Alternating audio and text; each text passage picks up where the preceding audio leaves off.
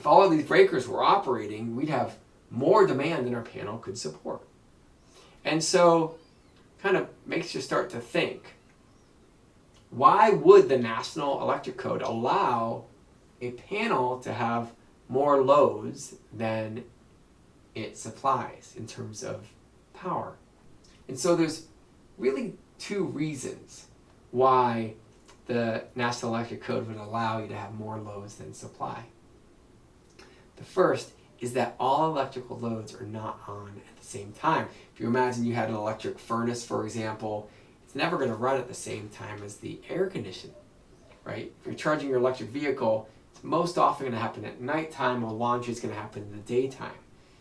How often is every light bulb on in every single room in the entire house while the laundry is being done, while every TV's on, while every circuit is at full blast and everything's plugged in?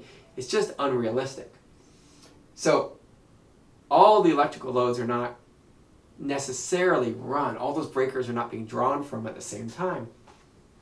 And two, the main breaker, we talked about this earlier, in case for some reason everything does get turned on, which I said never happens, but just for extra double, triple safety, if everything does get turned on, the main breaker will protect the system. So if all the loads are not used at the same time, you start asking some new questions, which are, how many are used at the same time?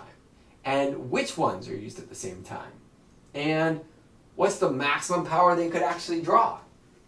And so these questions, how many loads are used, which ones are used, and what's the maximum power, kind of all come together to create an answer for those questions. And the answer, according to the National Electric Code, are performing load calculations. So a load calculation will really answer those questions. And when we look at load calculations, there's actually two different methods that are approved by the National Electric Code. The first is one that's been used for years and years and years, and is the more common used version of an approval method. It's 220.83, and it's a prescriptive based method, meaning it's a formula. You give the house a specific kind of value of wattage based on the square footage and how many small appliances they have. We're going to go through that math in a few minutes. But it's basically kind of like a model of the home. The second method, 220.87, is a performance-based method. It actually uses real data from the home, right? So while the first method is a bottom-up formula, kind of like think of it like a calculation, the second method is a performance-based method, which is really using actual data.